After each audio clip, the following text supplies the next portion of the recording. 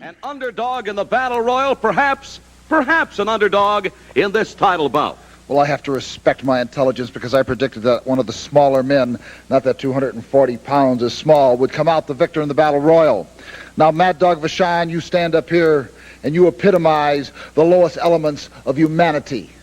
You talk about coming out of garbage cans, and you've got something to be thankful and grateful on this day.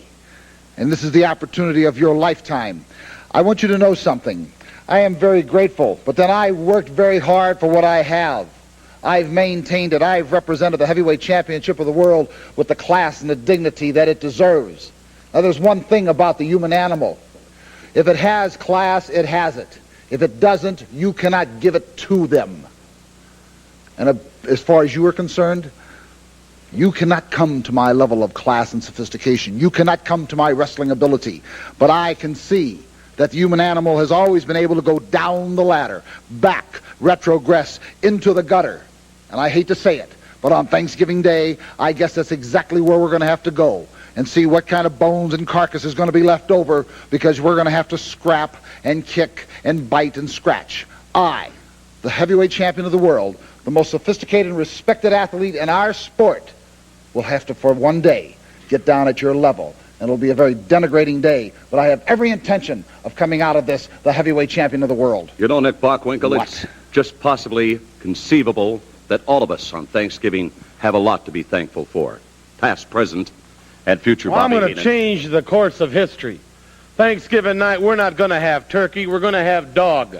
And you know how you prepare dog? Well, you don't put cranberries to it. You don't put stuffings to it. You put the boots to it.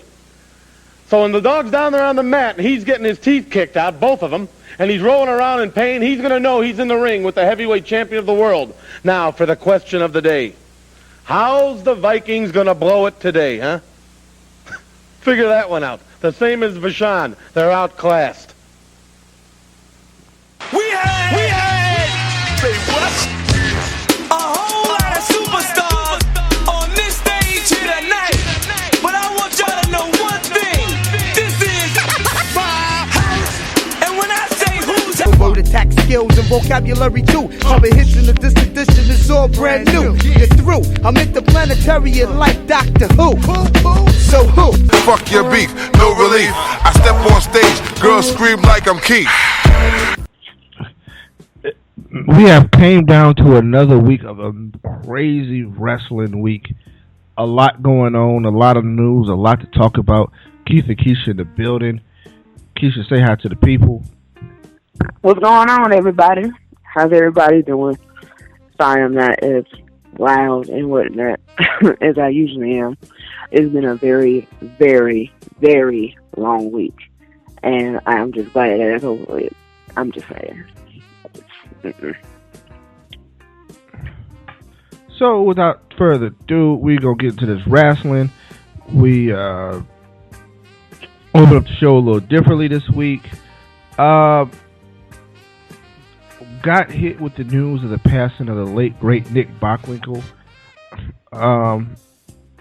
earlier this week. Nick Bockwinkel easily is the greatest champion in the history of the AWA. And that's no diss to Vern Gagne.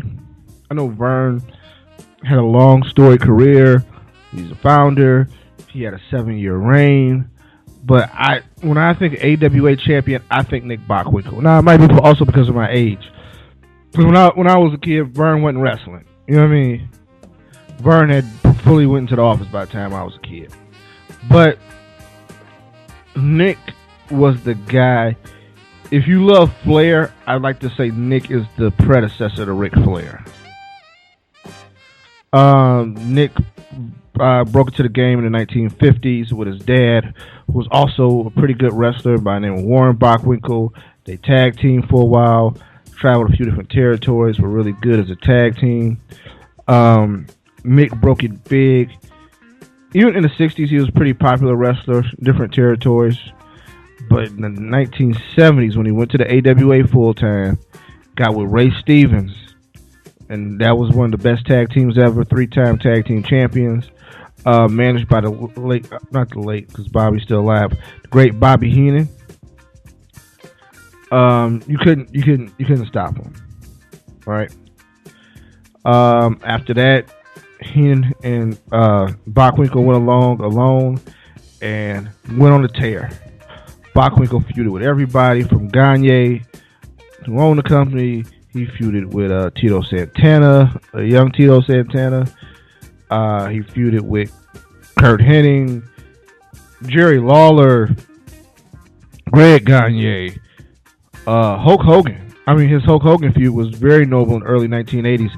It was Hogan's last feud before he went to the WWF, where Hogan failed to get the title from him. He feuded with the living legend Larry Zbyszko. Look it up. Nick, they say he's the greatest technical wrestler of all time. I say they because I can't necessarily vouch for that. I'll say I know he was really good in the ring, but greatest technical wrestler of all time. I think that's one of those titles that, depending on the era that you grew up in, you value that very differently. You know what I mean? Like, for me, it's probably like Chris Benoit. Despite, the things we know about Benoit, or maybe Shawn Michaels. Either way, incredible guy. His promos changed the game. Keish, 5-6 syllable words. He would hit you with something you ain't never heard before. Right. Bockwinkel was amazing. So he'll be missed. He died at the age of 80. I haven't looked up the cause of death. At the press time, they didn't have it when it first came out. He was a lifer, man. After he retired, he hung around the business. He was like the on-screen commissioner in WCW for a little while. He worked with a promotion in Japan. In 2007, he became the president of the Cauliflower Alley Club, which is something you should look up. If you if you're involved in pro wrestling, involved in the business in any way, you might want to join the Cauliflower Alley Club. They do a wonderful banquet every year. I hear it's tax deductible if you're a part of the business in any way. And I think the membership is that expensive to join the Cauliflower Alley Club. So check that out. Learn a lot about it. Jim Ross is a member of the Cauliflower Alley Club. I think the current president is Jim Brunzell. Bockwinkel served in that capacity as president from 2007 to 2014. And he stepped down because of health issues. And unfortunately, he passed away this week. And we just want to acknowledge a legendary and a great wrestler in Bockwinkel. Without further ado, let's get into Raw, right? Mm-hmm. So we got a week where we kick off and we start. Brothers of Destruction open up with a promo to sell their match with the Wyatts. We don't get any physicality, really. A lot of theater, though. A whole lot of theater. Of course. Braden turned the Druids into the goat people. Druids then got beat up. Which was crazy. Poor little guys. It was awful. I was like, the Druids, though? Like, why? Really? Did we have to do that? Was that necessary? Well, I think the thing is, you establish everybody looking strong, but, it keeps them from dealing with each other directly, right? Right, of course. So, it is what it is. Nobody's about to have a match tonight. They're good. And we move on.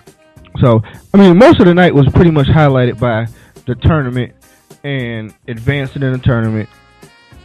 And we'll go on with that.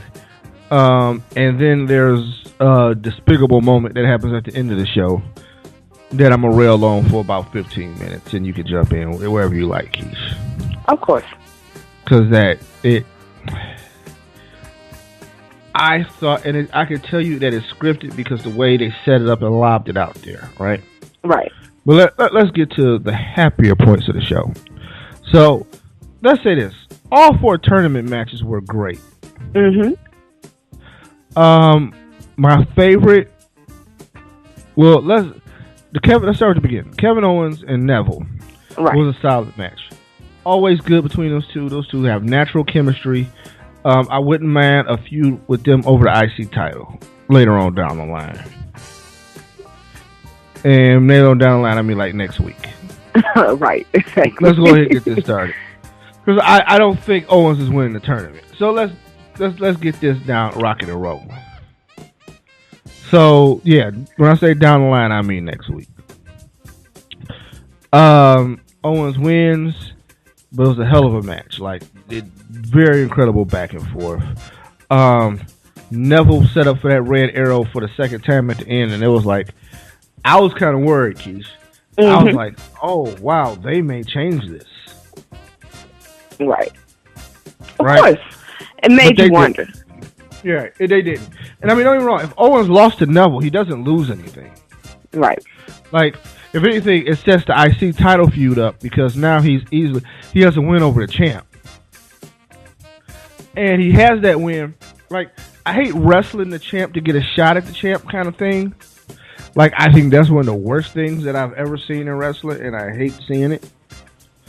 But if you end up wrestling under another circumstance, i.e. you end up maybe scoring a pinfall in a tag match or something, or a situation like this where you score a pinfall in a tournament for something totally different, hey man, that's still a win on the champ.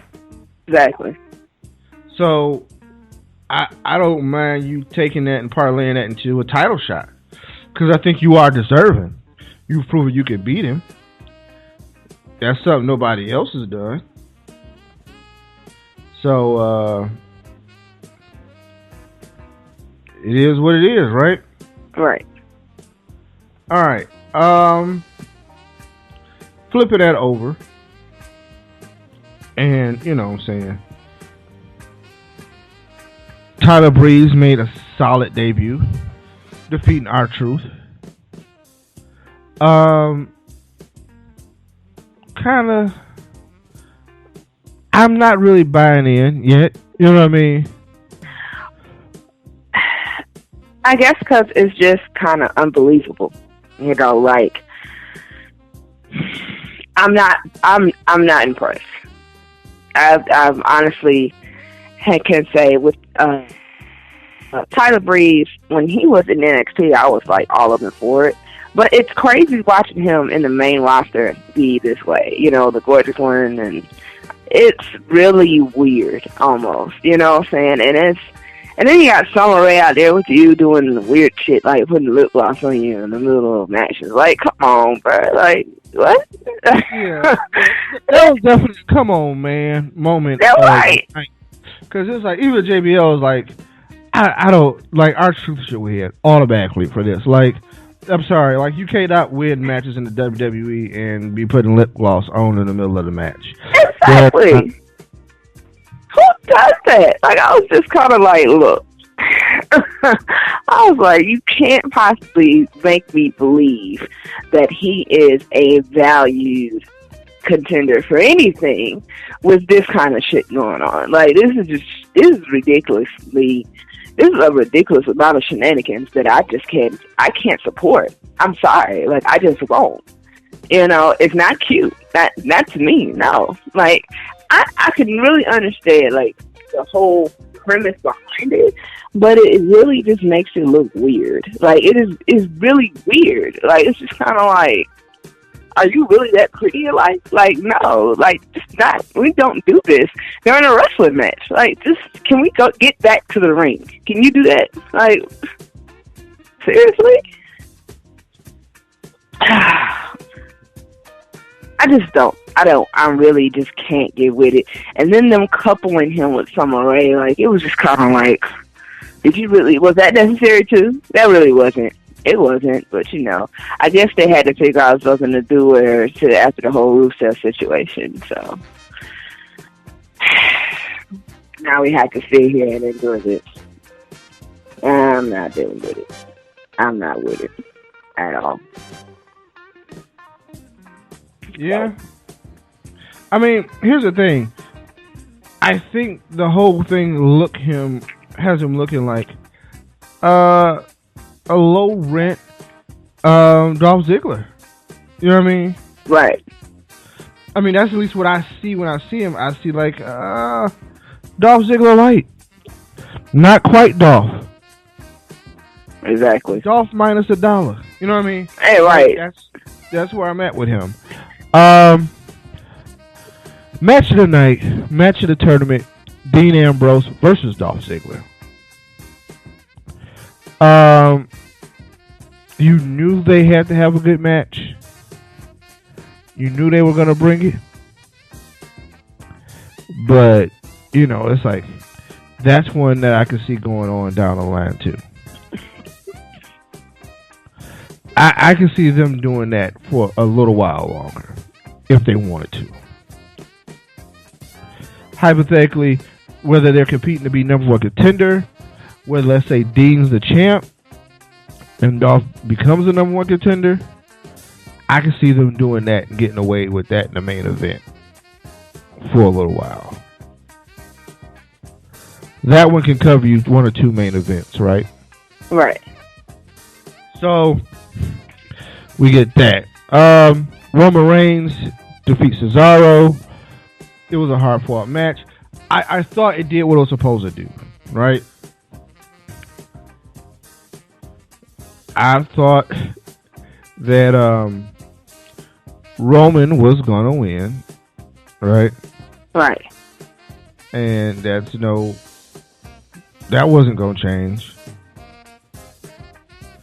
And flip that over. And somebody to make him look good. And I thought Cesaro did that. And I thought Cesaro made him look strong. But on the flip side, he didn't lose anything either. No, not at all. Like I feel like the Roman has to have the most difficult road to the finals. Regardless of what happened, when you start looking at the road to the finals, think about this. Let's go match by match.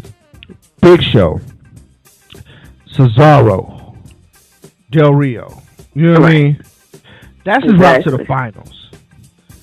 Where, let's say, if you're Dean, it was Tyler Breeze, Ziggler, and don't get me wrong, Tyler Breeze is the joke.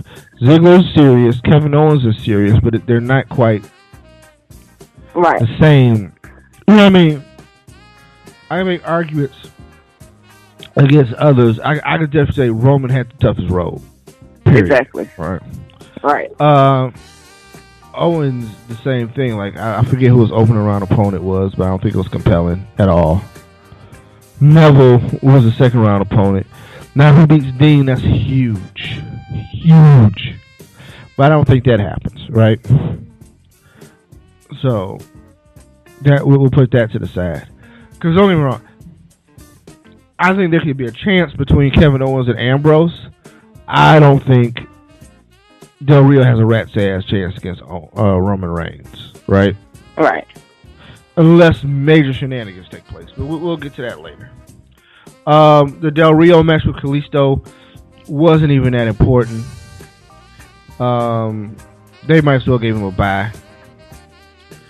The only thing that Kalisto was that made people wonder what was his future is that he beat Ryback. Taking out Ryback in the open round made people wonder, hey, what is this guy doing? Exactly. Because Del Rio Ryback's second round makes more sense. Yeah, it does. And I didn't understand why that wasn't what was set up in the first place.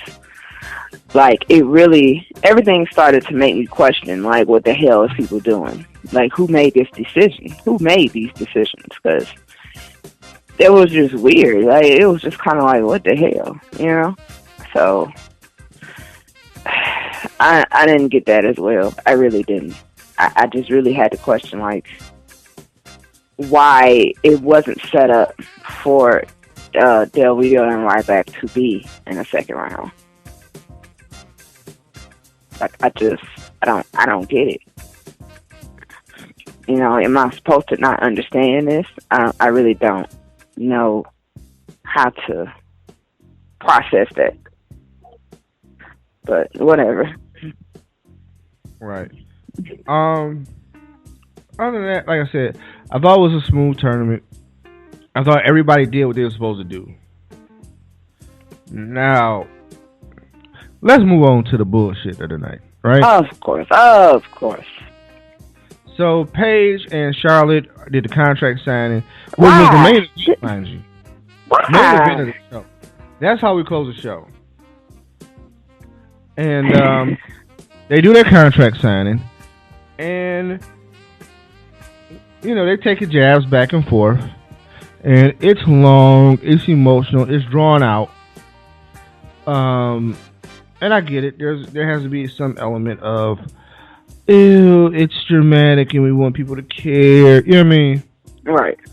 And I think the merits of she turned on her friend because she greedy and want the title is sufficient in the story.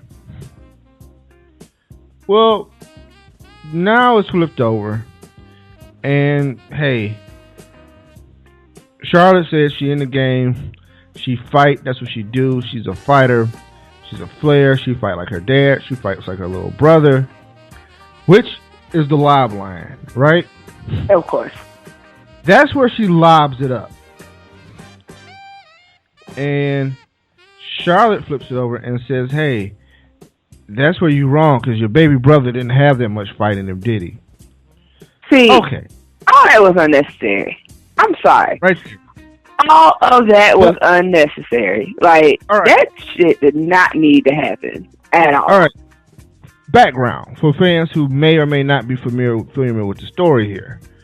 Charlotte's brother, Ric Flair's youngest son, died tragically a couple of years ago. He died of an overdose. I think it was heroin and some pharmaceuticals, right? He'd been struggling with addiction, and that was one of the things that, he had a rough time at it. Growing up as a kid in the spotlight and growing up a kid trying to break into that business behind such a legend is harder than a lot of people think. And he was trying to make it. He was trying to figure out life just in general. Like, one thing that I don't think we talk about enough with addiction, and maybe people just don't have a sympathy with addiction and maybe not understand addiction enough. But you know the difference between me and Reed Flair, Keish? What? I never tried anything. Right? Like, I never not only, like, the life's pressure thing is different because that's kind of a collateral thing, because depending on what happened, like, I didn't have that pressure, but he didn't have the pressure I had either. You know what I mean? Right. Like, that's just two different things, right? Right. But the difference is, I never tried it. And I think that's the difference between every non-addict and every addict to me, is the difference between who tried it and who did, right? Exactly. And if you tried it and you liked it, oh my God, I'm sorry. I'm so sorry for you. Exactly. Because that's where it stops. Like, it's not something, because once it gets a hold of you, it's a hold of you, and it's hard to come out of that. Right. And it's broken a lot of people. You know what I mean? Like, we've seen it. I think it's magnified when we see celebrities, but it happens to everyday people all the time. You know what I mean? Exactly. And I thought them doing that, sometimes I just think WWE goes over the line. I blame the writers. I blame Vince. I blame Paige to an extent, and Charlotte, because I think you knew that was coming. I don't think that was a surprise in the script, because she laid up the line for her to go after it, right? So, and with everything being so scripted, and those are obviously scripted promos. I mean, they were very dry and contrived. But I thought that using that death in a promo was in poor taste. Yeah, definitely. I agree. And I'm sorry, that death is not a plot device. That's just my opinion of it. And you don't need it. And I thought that was just cheap and unnecessary. And I think it made a mockery of addiction. I thought it made a mockery of suicide. You know what I mean? It was the ultimate level of unnecessary. Like, it just had no place in any of this. Like, I just didn't get who in their right mind thought that this was a good idea, like, to even include all of that into this. Because it evokes the wrong type of emotions in a person. Like, I don't care who you are. It doesn't matter. It doesn't matter what status you're on and how famous you are or nothing. None of that matters, because at the end of the day, when dealing with this type of situation, like, it evokes the same type of emotions out of a person. Like, you don't want to feel that. And for them to even, like, put this in the show at all was just wrong. It was every level of just... they didn't have to do that. Like, no part of this entire contract signing, the feud, none of it needed it. It didn't need it at all. You know, I thought it was poor taste, personally. Like, I know that the WWE in the past have done things that were of poor taste, and this was just one of them, like, extremely. And, you know, I don't really, and it's crazy because you want to be like, oh, I don't get to say that much and all this other kind of stuff, but it happens more often than not. And it's really starting to get to a point. This is where it's at a point where it's just kind of like, okay, seriously, y'all have got to get it together. Like, you really do. Because all of that didn't need to happen. It didn't. And I know they know that as much as anybody else. None of that needed to happen. I really, the contract signing itself was, to me, and I'm going to say it, a joke. But for them to even go this far with it, and to go this far with the feud, and to go this far with the storyline, no. Like, all of that needs to just stop. Like, I can't possibly think this is okay. Like, and I want everybody else to feed into it. Like, I want everybody else to just kind of be like, okay, you know, no. Like, no part of this is any level of okay. So I can't condone it, and I don't expect anybody else to either. You know, because this is not just one of those moments where it's like, oh, you know, she assaulted her and all that kind of stuff. It's not like that. It's not like that at all. Like, you're going for, like, personal, emotional, like, you're going for, like, a reach of, like, the most detrimental feelings that a person can have. Like, you are reaching for, like, the worst feelings ever. And that could end up making a person snap. Yeah, I mean, that was one thing too. Like, I don't know. One thing to me in wrestling, I'm big about is I love the work and I love professionalism, but I understand people are human, and I feel like you put people at odd spots when they're supposed to work and not, you know, try to hurt somebody, and right, you do that to them.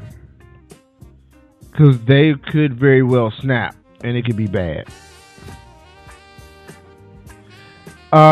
Ric Flair talked about it on his podcast, and I'm going to give you his words. And this is all in quotes. I never heard a word about it.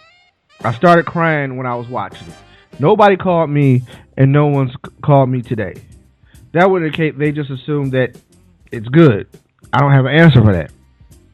Here's the problem. Obviously, I have an opinion, but I'm afraid to voice it because I don't want anything to affect Ashley's career. Ashley is Charlotte's real name. I would just say that I know that Hunter and Stephanie and Michael have her back, I think.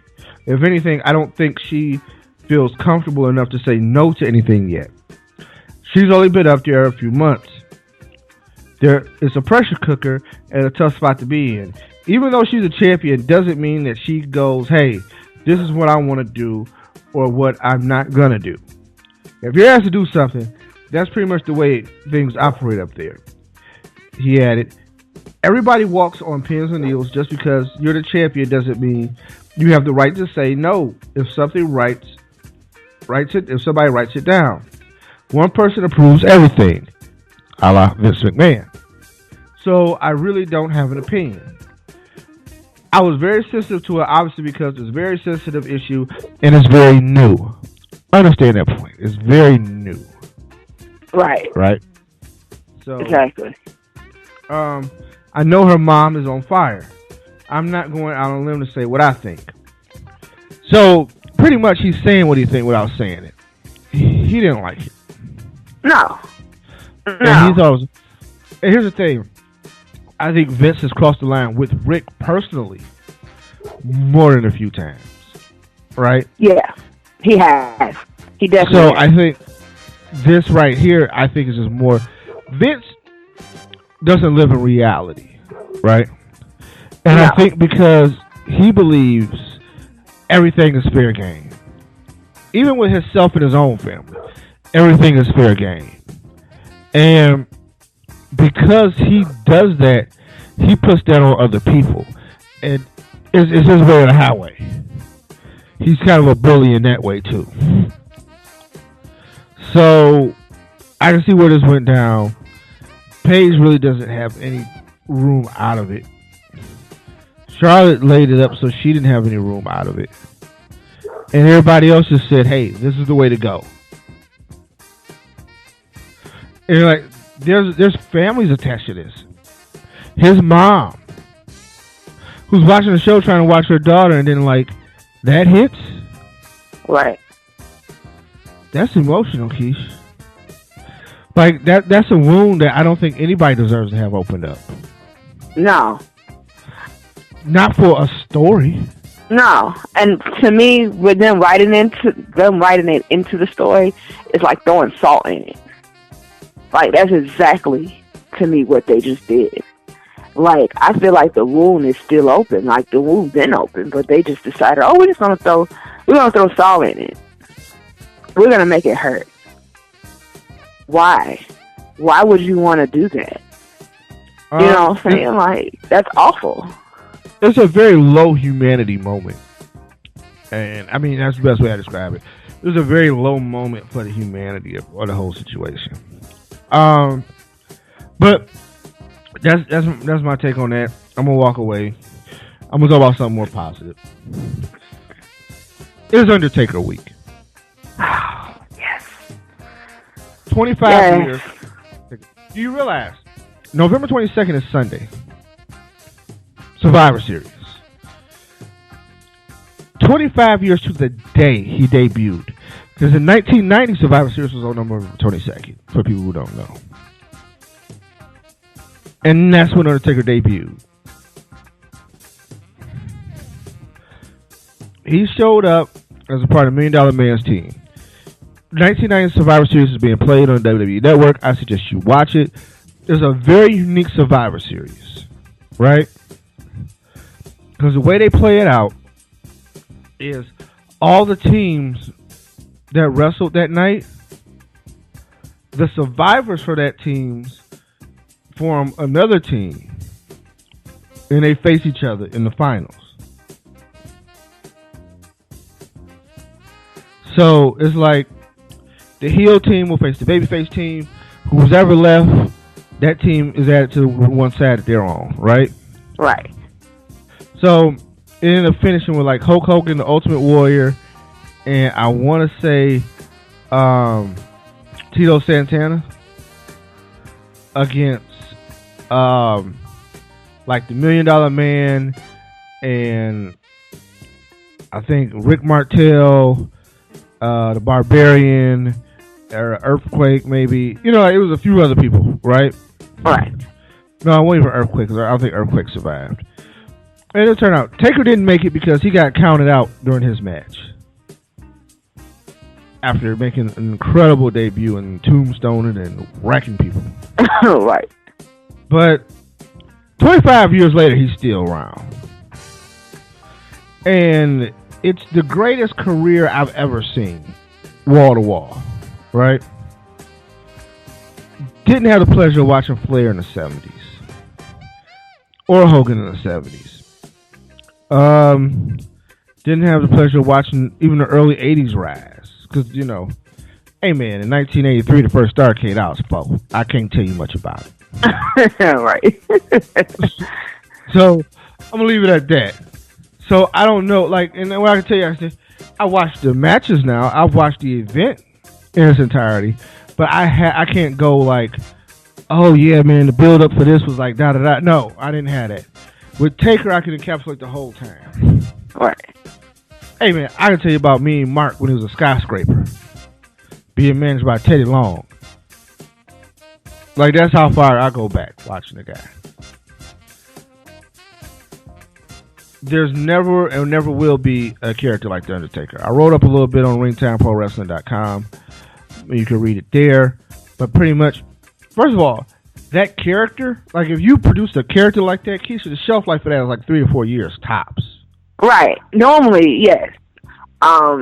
It doesn't last long. You normally have to reinvent and all that, and we need to do something else with them. This little character has lasted 25 years. Yeah, by the 3rd year, he'd have been like, okay, it's time to be, you know, Mark Calloway, the tax man or something. Like they just trying to right. All right. Right? So, but no, he stayed with his character. He's been main event level the entire time. Like, when has he not been important? Right? Right. And you want to talk about crossing eras? Understand, when he broke in, the Ultimate Warrior was a champ. Hogan ends up getting the belt back. He beats Hogan for the belt. Like, so he comes in the Hogan era. Exactly. He's around for the transition to the Bret and Shawn era. He's been around for the transition to the Austin era. He's around for the transition where it's just kind of blank. Triple H is kind of the man, and you know what I mean? They're figuring it out. Cena comes along. He's around for the entire Cena thing. Now we got the new guys with Seth Rollins and stuff like that. He's around for that, Keish. Like, he's been around for all the top guys. Like, I'll say it this way. Greatest superstar of all time.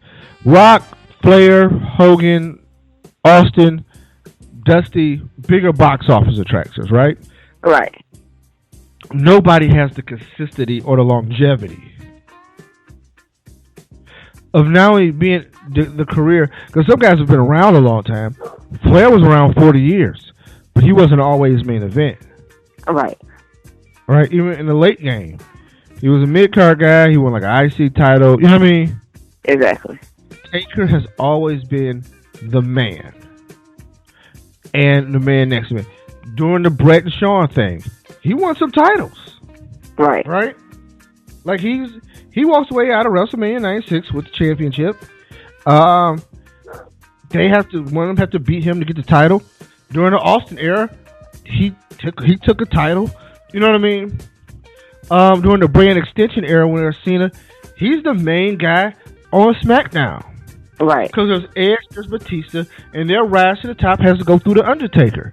Which, mind you, he leaves both WrestleManias against those guys with the belt. The guy is the man. Exactly. The last title he held, he beat CM Punk for it. Like, I'm just giving you a encapsulation of like what the career entails. Greatest big man of all time, easy. Easy. Of course. There's nobody with that agility, that ability to move, to fly, whatever you need from him. Whatever you need from him. The range of opponents. He can make it look good with Rey Mysterio. He can make it look good with Big Show and anybody in between. I like that he's getting his shine, his due. And it's even hard to explain that it may not be enough. Nah. It doesn't do it justice. Like, is the most dedicated and loyal and faithful employee. Because there's never an idea that he's going to jump during the Monday Night Wars. He never did. Could you imagine a check? Think about it. They paid through the nose at WCW to get Diesel and Razor Ramon. No shade, but Diesel and Razor Ramon. Can you imagine the money they paid to get Undertaker? Exactly. Man. That check would have been, whew, honey. Guaranteed money. But, regardless to what, and I'm sure somebody, they didn't just let that go by. No. Bischoff wasn't rolling like that.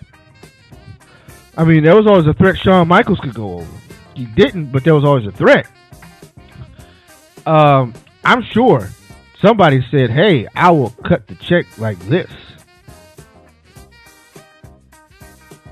But he never left. And, you know, I got to commend him for that. Like, that's... Yeah. And he put it on his back. He never shook. He never was worried. He just was steady for him. And worked his ass off. The man wrestled in Hell in a Cell. You got to understand, even too, with WrestleMania in the streak, the first few WrestleManias he has, they just gave him the big guy. Whoever was the biggest guy around, he would take a lot of them couldn't wrestle by all accounts. Right. All accounts. He'd take that and make magic out of it. But then when you gave him the opponents, you gave him the Triple H's, you gave him the Shawn Michaels, you gave him the Batista. I mean, Tim and Batista went to finishing school that night, WrestleMania 23. You gave him an edge. You saw that, wow, he could take it up another notch. He can do so much more. You know what I mean? And here we are, 25 years later, greatest of all time, undisputed. With that, I'm going to take this over into the break, and we'll come back on the other end. We'll talk birthdays, we'll do news, and it is what it is with that. And we'll preview Survivor Series. We'll see y'all on the other side. Man, the country is buzzing about the big one this Thursday night, the Thanksgiving tradition. I'm talking about the Survivor Series, the Ultimate Team, with team captain, World Wrestling Federation champion, the Ultimate Warrior, joined by the Intercontinental champion, of course, the Texas Tornado, along with the Legion of Doom, Hawk and Animal. Gentlemen, this Thursday night, the perfect team, Mr. Perfect, and all three of Demolition. That's right, Gene Oakland, the perfect team. They say they can do no wrong. Well, you better get your turkey dinner in early, boys, because on Turkey Day, you may be eating your turkey through a straw. A liquid diet is what you're going to consist of, because you can't chew turkey when we kick your teeth down your throat. All right, as you know, all four men in team competition. However, I see some individual matchups taking place. One quite possibly could be you, Texas Tornado, and their team captain, Mr. Perfect. Well, first of all, I'm getting sick and tired of hearing the perfect team. I'm tired of hearing Mr. Perfect say how perfect everything he does is the perfect this and perfect that. Well, I'll tell you what, Perfect, you can't run, because I've got the Legion of Doom and the Ultimate Warrior looking out for me. So, Perfect, bring it on, because it's you and me, boy. All right, let's talk about some of the possibilities we might see this Thursday night in the Survivor Series. Maybe in this team competition, a 4-on-3, 3-on-2, 2-on-1, maybe even a 4-on-1, Hawk. Odds make no difference to us. We've been fighting them all our life. And being so vastly far from perfect, speaking for myself, of course, I wonder what it's like to make somebody who thinks they're perfect look very imperfect in front of a lot of people. All right, team captain, the World Wrestling Federation champion is psyched for this one. The Ultimate Warrior, your thoughts here at the 11th hour. Surrounded by the force field, my warriors channel to us. Even you, Gene Okerlund, cannot escape now. You must stay with us until D-Day, this Thursday, Turkey Day. Maybe then you will be released, but until then, I will program these individuals to stay unstructured and unbalanced. All right, there's the lineup. The Ultimate Warriors and the Perfect Team. I'm very curious to find out who will survive in the Survivor Series. Flip side, other side of the break, it is birthday time, Keish. Birthdays. Your birthday? It's your birthday. Hey, it's your birthday. Oh, sorry. Okay. Got no sense. So, going into the timeline. Do you know Randy Savage and Miss Elizabeth's birthdays are 4 days apart? What? Macho Man's birthday was November 15th. Miss Elizabeth's birthday is tomorrow, which will probably be today for most of y'all listeners when the show will come out. November 19th. Stop playing. Yes. I did not know that. Yeah. I still learn something new every day. Yeah, just random. But the birthday segment, diva heavy. So with Miss Elizabeth's birthday being the 19th is tomorrow. Saturday, November 21st, twins Nikki and Brie Bella celebrate a birthday.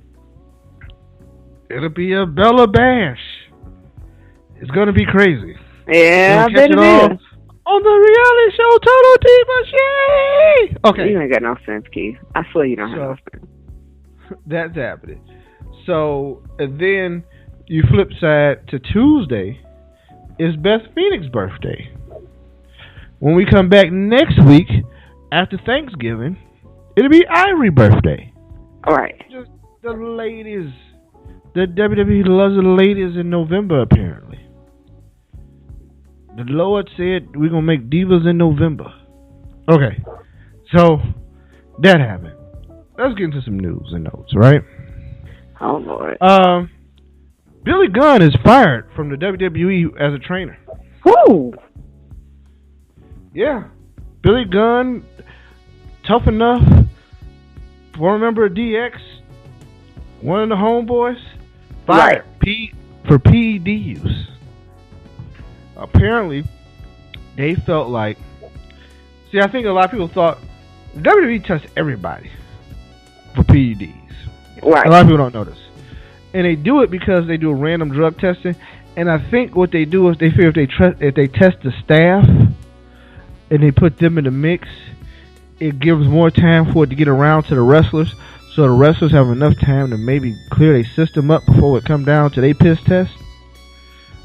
Because I heard like Eric Bischoff and Teddy Long tell me that they took drug tests, right? Right. So I figure like they make everybody take the PED test.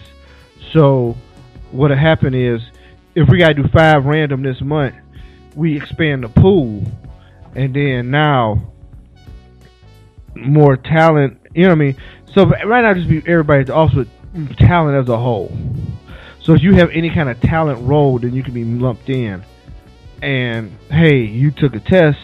So if Lita takes a test, knowing she probably not on no PEDs, if you know what I mean, that's enough time for hypothetically if your name is whoever, because I'm not gonna throw a name out there because then people trying to say I say dude taking steroids, and I'm not saying dude taking steroids. I'm just saying he might look steroid-ish. But that's another story right. for another time. So I'm not going to name no names. But I figure that gives them time to get around. So Billy got nabbed on the test. And I don't think it was his first time testing positive. And the reason they fired him, at least the explanation I got, was that they can't have him out here on these PEDs and tell the talent that they need to be clean. Right. Exactly. So it's going to look like a double standard, and it's going to look like, so they had to, like, I guess he put them in a position where they had to say, look, you done fucked us up too many times. So they let him go. And they are looking for other trainers and other people who can possibly fill that spot. ROH has a new television home. Really? Starting December 2nd, they will be on COMET TV. COMET TV? Yeah, I have no idea what it is, but it's supposed to be a platform for like 24/7 television distribution. What? Yeah, I'm gonna look it up here. But give me 1 second here. Magic of internet while you're doing a podcast. Comet TV is a new television channel dedicated to sci-fi television, offering popular favorites, cult classics, and undiscovered gems. So, they are owned by MGM, so they got big money behind them, right? Right.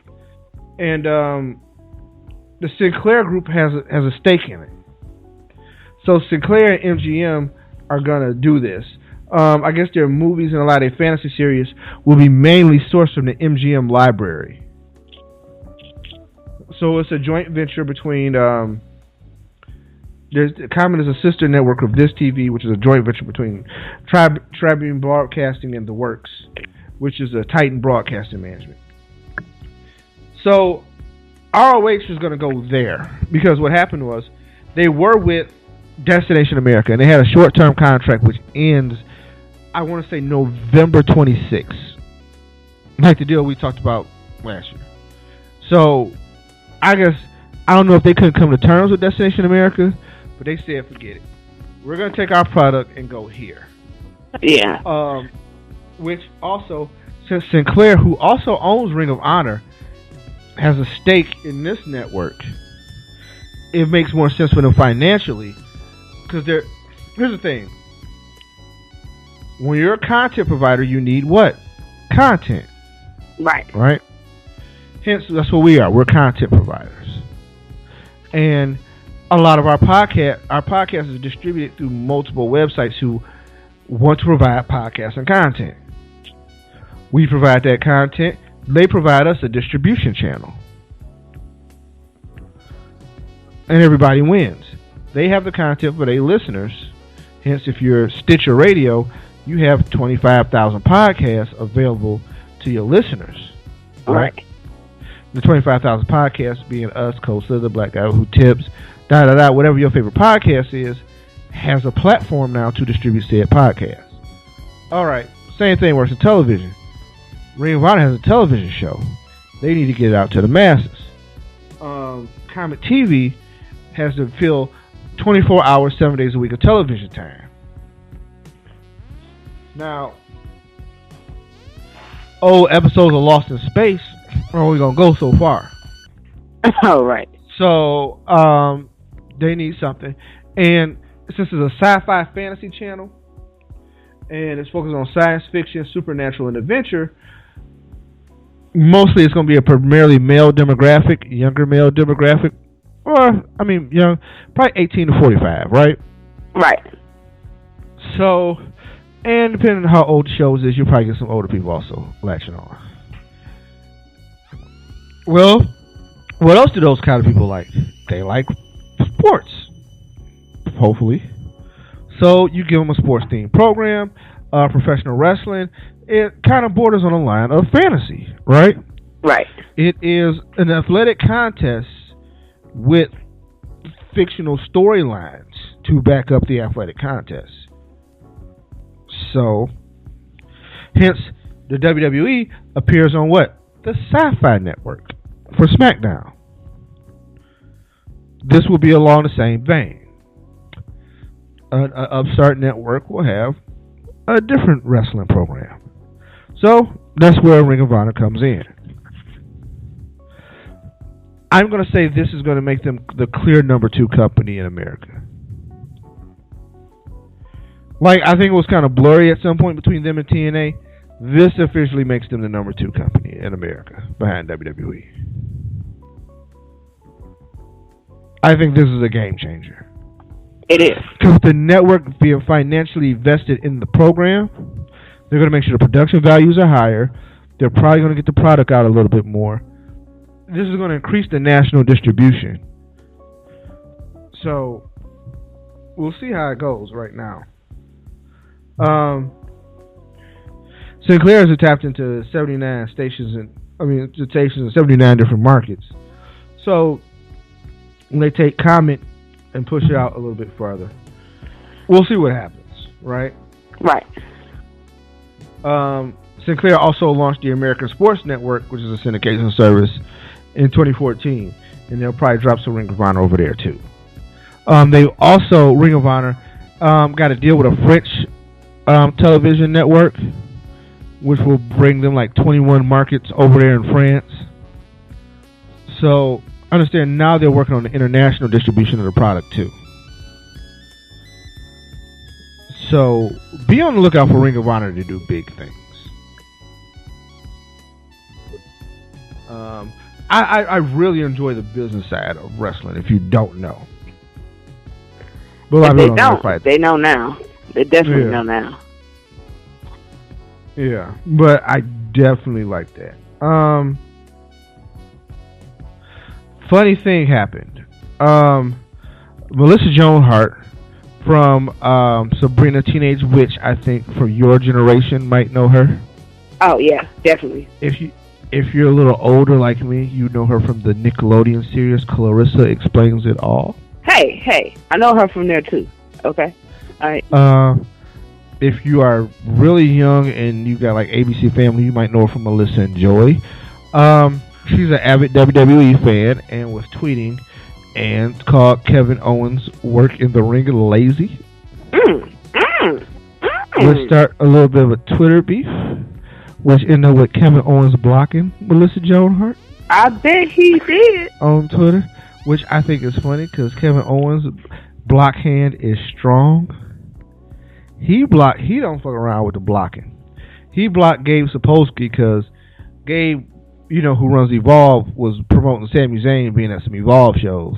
Fuck wow. Sami Zayn, and I'm blocking you. Wow.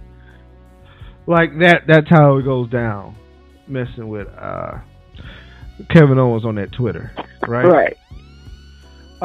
John Cena went to Twitter and officially confirmed why he's absent. Everybody pretty much knew why he was absent, but he pretty much threw it on there on the line just to confirm the rumors. He is honest to host American Grit, a new TV series guiding 16 contestants through military and survival-themed challenges, coming soon to Fox TV. Lord Jesus. You like that, bro? All right. Just no. I don't know if I'm going to watch that. I give 1 or 2 episodes a run. Hey, man, I watched Redneck Island. So I watched the Broken Skull Challenge. I watched all the Austin shows.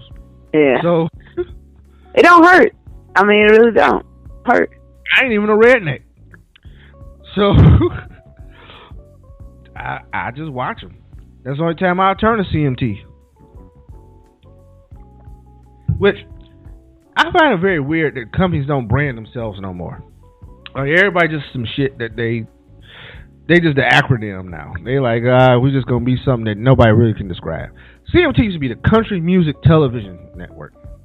They prided themselves on some country music. They still play country music, but Keith they trying to do everything else too. Of course. And now they not country music, they CMT. It's kind of like when Kentucky Fried Chicken just tried to be KFC. Right. Or now how Domino's Pizza ain't even Domino's Pizza. They just Domino's because they trying to do everything.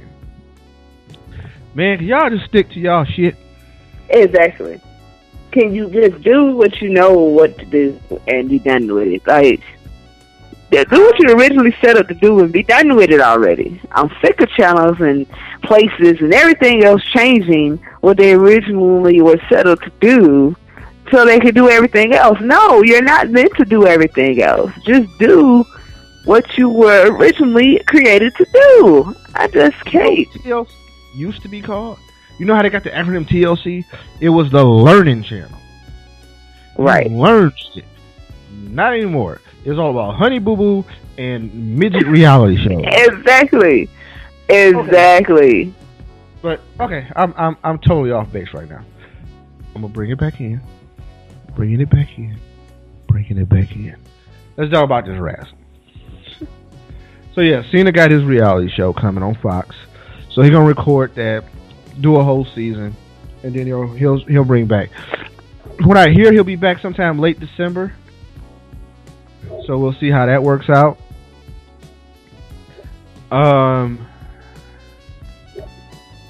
Rumors about Matt Hardy trying to get back in the WWE with Jeff when Jeff gets healthy. I love to see it. I hope everybody's open to it. Right. And you know, things may happen, right? I hope that it happens. I do. I definitely hope that it happens. Be exciting. Yeah. Dolph Ziggler made fun of himself again on WWE. He said, "Hey, rock some Kent State wrestling moves on Raw last night. I graduated the winningest wrestler ever. Probably won't leave the WWE the same." Dolph got them jokes, man. Upper management don't like that shit. Yeah, but they don't. They don't like it. But hey, man, I ain't saying he lying either. Right. So let's get to this thing. While we here, Survivor Series, the Fall Classic, the greatest, second longest running pay-per-view in WWE. Keish. Let me give you some history. Survivor Series is why Starrcade originally used to come on Thanksgiving, moved to Christmas. A long time ago, Vince McMahon decided that he was an asshole.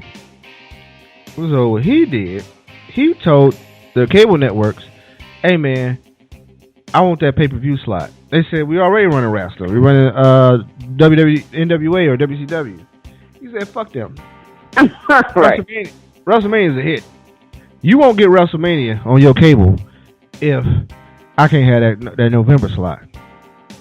They said, "Okay, Vince, we're going to kiss your ass, and we're going to move it." So WCW had to move Starrcade to Christmas time. And the Thanksgiving slot was officially WWE's for Survivor Series. Survivor Series consisted of teams, generally 5-on-5, and then sometimes got modified to 4-on-4 later on in years. But traditionally 5-on-5, and those teams would be made up of babyface and heels. Back in the day, when the roster was deeper, it was a lot more entertaining, and you would take these teams and they would go against each other in a elimination match style. So hey, if you get pinned and you get pinned in that ring, you are eliminated. So now the match went from 5-on-5 to 5-on-4. You get another guy get eliminated, now it's 5-on-3. Somebody get eliminated on the other team, now it's 4-on-3. Until one team don't have no more players, right? Right. It might be one person surviving, it might be two persons surviving. It might be the whole team. Really depends. I think only 2 times in the history of Survivor Series has the whole team survived. Most recently was the one with the Hardys, CM Punk, and DX. Right. In Philly, where the whole crowd was chanting CM Punk, and Triple H couldn't figure out why they all loved him and didn't nobody give a shit about DX. Probably was the start of CM Punk getting the hate. Right, exactly. But I digress.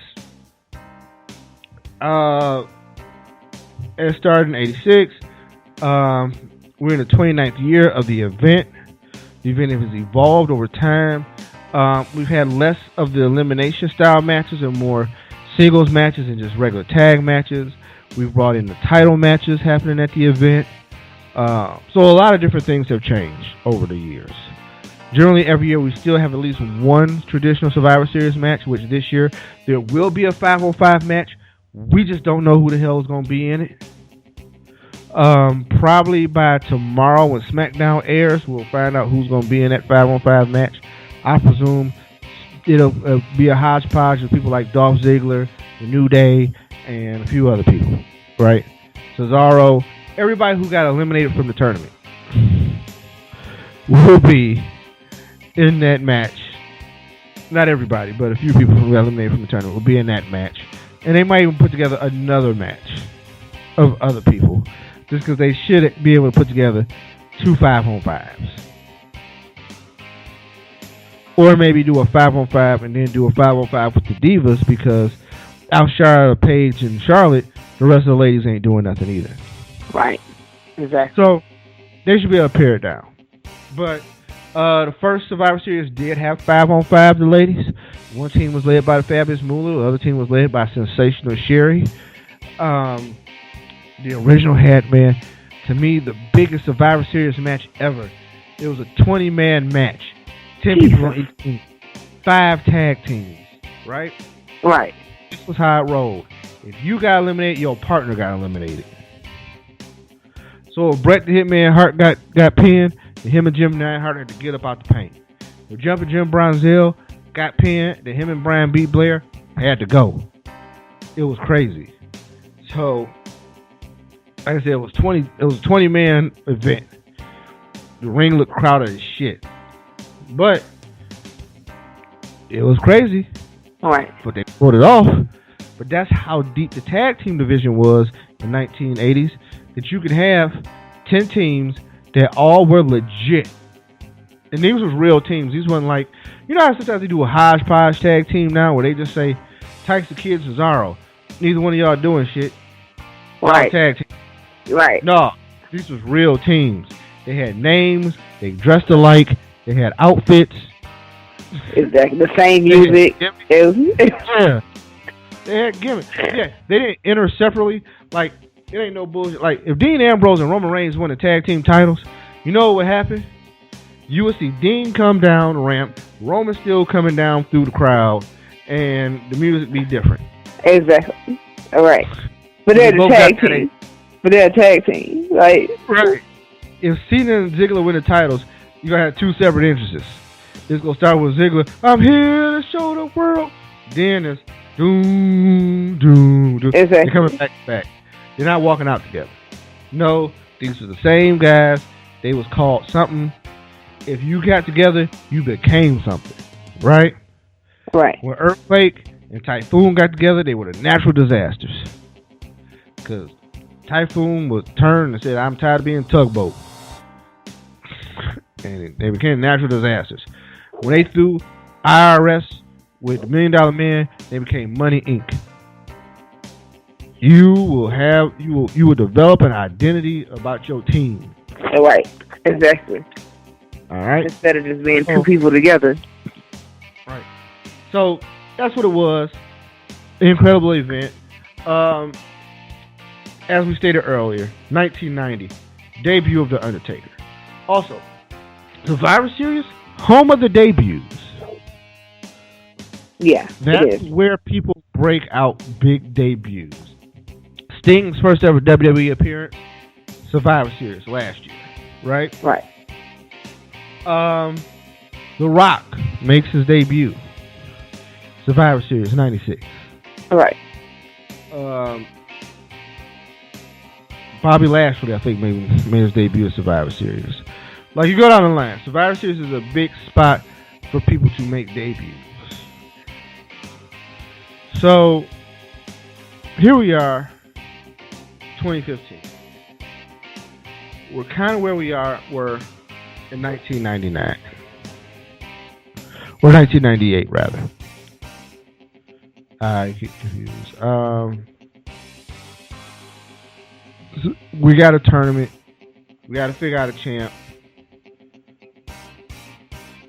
Title got held up in kerfuffle. This time it was due to an injury.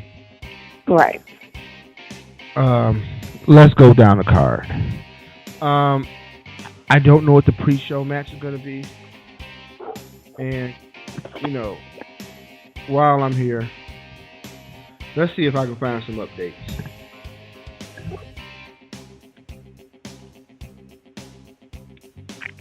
Well, I know that it's just going to be an exciting event all the way around, considering that we're celebrating 25 years of it. 25 years of The Undertaker. Man. Jesus. Basically, the way we're going to work this thing out is this. Open the match. Dolph Ziggler will face Tyler Breeze with Summer Rae in a useless singles match. No, let me stop. Maybe Tyler Breeze squeaks out a win with Summer Rae cheating. Right, of Just course. to do something interesting, right? Right. All right. So now we get into the tournament. We got to knock these out early because the finals got to happen later. Roman Reigns versus Alberto Del Rio with Zeb Colton. Pretty easy, Keish. I think Roman Reigns wins. We agree. We agree. I like the Final Four. And one thing I like about the Final Four, the IC champ and the US champ are both in the Final Four. Which is awesome. In the number one contender match a couple of weeks ago, right? Right. So it does say that these guys are near championship material, but they just quite won't make it. I expect a good match between Reigns and Del Rio. I expect Del Rio to probably nail the cross arm breaker, but not complete the job. Therefore, I think they're going to make some hero thing out of Reigns, maybe where he goes into that finals with that arm a little hampered. Not saying he's going to win, but he's going to go into the finals with a hampered arm because there's going to be some theater to this. Of course. So it's he's already somewhat injured, but he's still going to go fight. Of course he's going to fight. But he has to be a wounded warrior going into the finals because you need some sympathy for it. Because whoever he goes against, he's going to be favored. So I think the wounded warrior aspect of it gives some speculation to something is possible to be different. Right. So, and I think Del Rio is the perfect person to carry that out. Also, wouldn't be surprised if there's some Triple H shenanigans in this match because he's going to make the road hard. Okay. If not, get directly involved. So, we'll see how that goes. Right. The second match, Kevin Owens versus Dean Ambrose. This is the most interesting match of the tournament. And probably will be the best match of the tournament. Yeah, true. Definitely true. Two sides of a similar coin, not the same. Both are a little loose wired. Good mic skills. I don't think Dean is more of the loose cannon. Owens is more of just a devious, dirty heel. Owens is just, I don't care. I'm trying to get to the next step, and whatever it takes, I'll step on anybody. All right. Now, both are a little unconventional. And not even unconventional. They're not what the WWE is used to. But I think both of them are classic wrestling guys. I think both of them would have been hits in the old NWA. Both of them would have been hits Crockett, right? Now, because we're in Vince's, musclehead territory, they're taking a different approach. But, once again, could be shenanigans. Wouldn't be surprised if Owens won with some help of Triple H. But I don't know if the authority is going to invest in Owens not because they don't want to. I think Triple H would love to have Owens in the authority. But I think Vince doesn't like that idea. Right? Probably I would see Ambrose. Because I think they trust Ambrose. And I think Reigns versus Ambrose is a very big box office thing that they like. And we haven't had it to an extent of them directly against each other. They've been in a triple threat, but we haven't had them one-on-one against each other for this thing. And them one-on-one against each other with Seth Rollins waiting in the wings whenever he heals is a whole Magic of the Shield kind of thing going on, right? Right. So, I'm going to say that the finals is Reigns and Ambrose. And we'll get to the finals after that. But Reigns and Ambrose. Yeah, Fair of course. Okay. Charlotte versus Paige for the Divas title.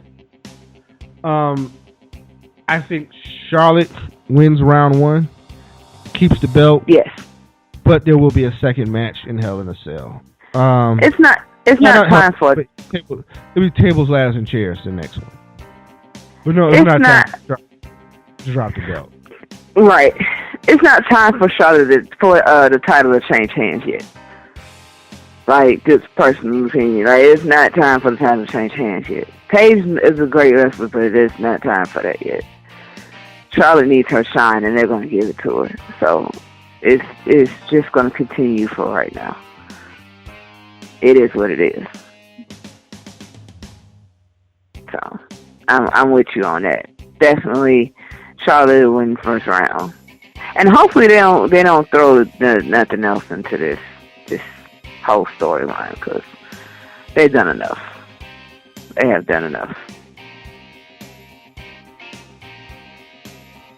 Never leave it to WWE to feel like they haven't done enough. They will find more ways to screw the pooch. But of course they will.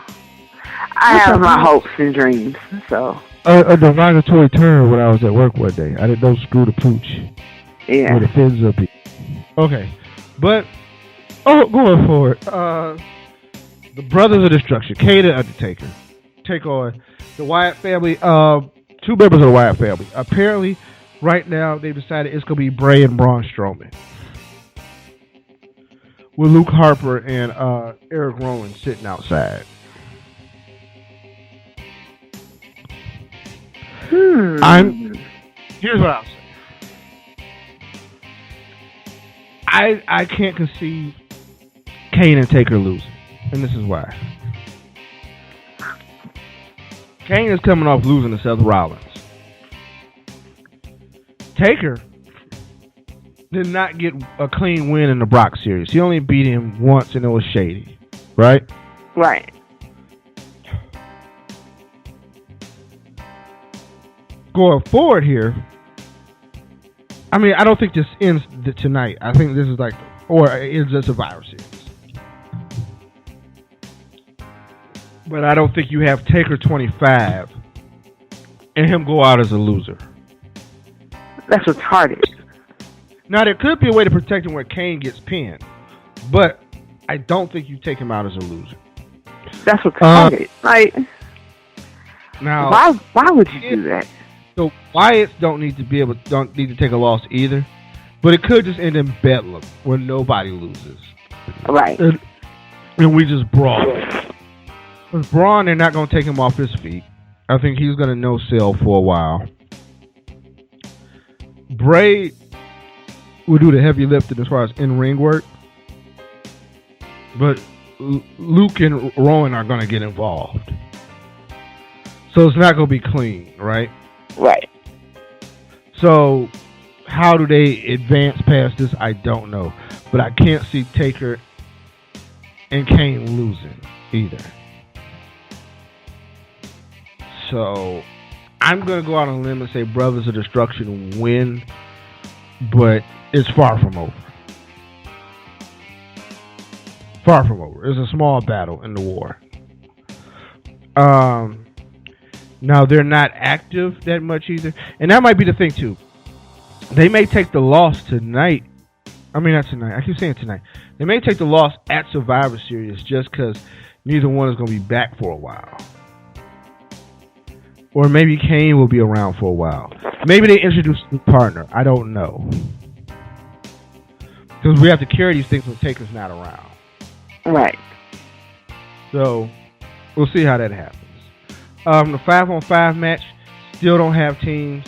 I'm assuming, like I said, the New Day should be involved. The Usos will probably be on the other team. Cesaro will be on one of the face teams. We'll probably get Bad News Barrett in there. And we'll mix it all up and figure out some teams, right? Right. But I'm just glad that they're going to actually have a... How can you have Survivor Series without a Survivor Series? Like, it's just not possible. Like, it just doesn't need to happen. Yeah, they're just going to throw that in for the hell of it. But then we're going to get to the main event. Because it's going to finish with the world title match. Dean Ambrose, Roman Reigns. Who do you have? That's actually something I have been thinking about for most of the day. because it's a really, I really just don't know what direction this is going to go into, but it's really hard to choose between the two. Right now, I really think that it's going to be a Roman era. I choose Roman to win. I really don't know if that's the direction that they want to go into, but it's really what I see happening. I have nothing against Dean. I love Dean. And I really think that if he held the title, that he will do it justice. Both of them, to me, can hold their own weight with the belt. Like, I don't see either one of them being like a fairway champion to where it's like, oh, he's at the belt. Oh, okay. And then that's the end of it. Like, I think that the crowd and the fans and everything will be behind either one, regardless of who it is. I don't see, of course, if it to be Roman, I don't see it being like a heel turn or anything like that. I just see him, just taking the title and being Roman Reigns. But then again, you never know with the WWE, because he can leave as a face and the next day on Raw he's a heel. So it just doesn't. It happens. My answer to that is Roman. I'm definitely seeing that happening. It's weird to me because, like, I just don't think it's Dean's time yet. I don't. Like, I know in my mind that one day Dean will be the champion. Like, period. Like, there's no way you're going to tell me that he's not. Like, I can see it. But I think for this time around, they're going to give it to Roman. Just on a sense of, they're just going to stick it to authority, and they're going to stick it to everybody that said that he couldn't do it. And it might not even last long, but at the same time, I think that this is where there creates a rip between him and everybody else. So, Roman Reigns, the new WWE World Heavyweight Champion. That's my answer. I'm going to be so non-committal on this. Of course. Here's the thing. I don't think Roman Reigns wins the title unless there's two things in it. First of all, let's always remember, Sheamus is walking around with the Money in the Bank briefcase. Something that most of us forget, but, you can't really. That can alter everything, because he could be the authorities guy. Right. Of course. And Dean and Roman could have a drag-out knockdown match that's so taxing. Mind you, I say Del Rio hurts Roman's arm, which makes him a wounded warrior going into that match.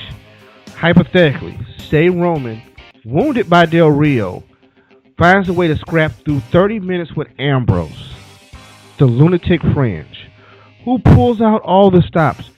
Somebody might get whacked with a chair. Somebody might get hit with a kendo stick. Like, it's going to go that far. Then Roman has nothing left, but he won the title. Sweet victory. He is at the mountaintop. Then that bro kick drops. Right? Right. Sheamus is not a new world champion. He's backed by the authority. He's a heel. He's disgusted and despicable. The authority can ride him for a while. I mean, that could be a good 2-month plan. Reigns will feud with Sheamus. Maybe he wins, maybe he doesn't. But I think there's the heat there. He came up, he even had the belt in his hands and it slipped away. He keeps getting closer and closer but can't quite get it. there's my story, right? Right. Put that one on the shelf, and that's option A. Option B, he turns heel and he walks away with the title. Okay. And then him and Dean feud for a few months, and then we figure it out from there. Option C, Dean wins the title. Clean. Once again, Roman comes in Wounded Warrior after his match with Del Rio. Dean still has a scratch and claw, but wins the match. Dean has the belt. It is what it is until they find and they'll figure it out from there.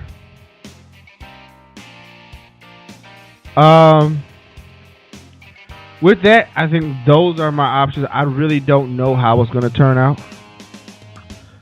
But I'm leaning towards option A, but I can also see option C. I kind of doubt option B.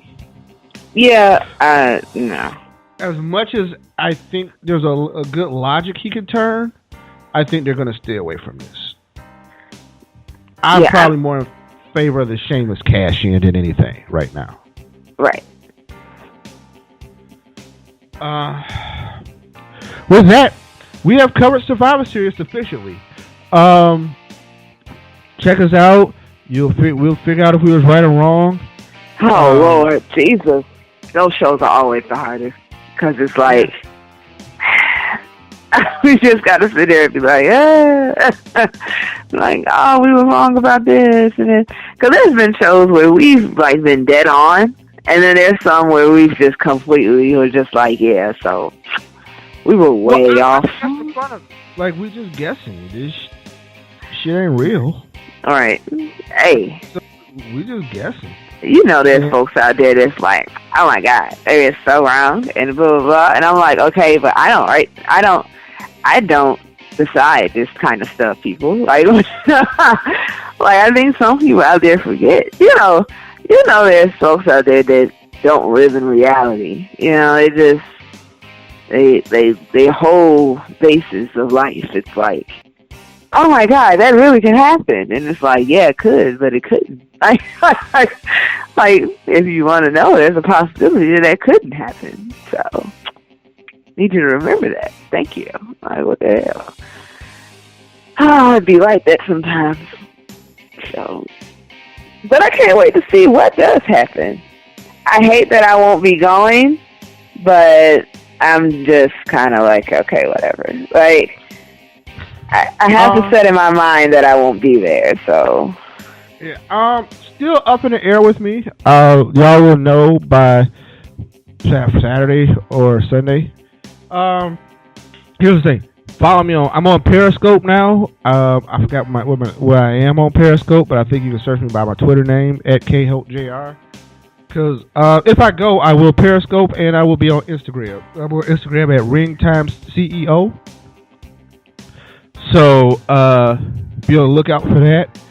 And if not, I still may do those formats just because I am interested in them, and we'll post some videos or something as we watch the show. I may give you live after match reactions and post them just because. Which is so be on the lookout, and we will be back next week, probably around the same time. I'm assuming, we'll probably be back Wednesday next week because it's Thanksgiving.